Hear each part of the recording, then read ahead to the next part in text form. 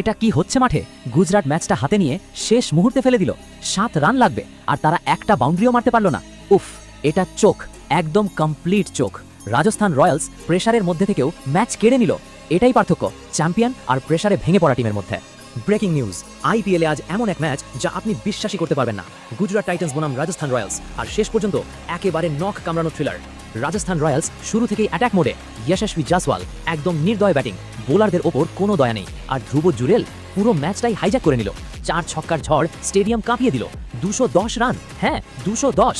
কিন্তু গুজরাট টাইটান্স এত সহজে হার মানবে না। সাই সুদর্শন একাই ফাইট করছে, প্রতিটা শটে আগুন, কিন্তু চাপ চাপ আর চাপ। উইকেট পড়ছে, রান আটকে যাচ্ছে, ম্যাচ ঢুকে যাচ্ছে ডেঞ্জার জোনে। ফাইনাল ওভার এবং এখন শেষ ওভার, 7 রান দরকার। Stadium silent.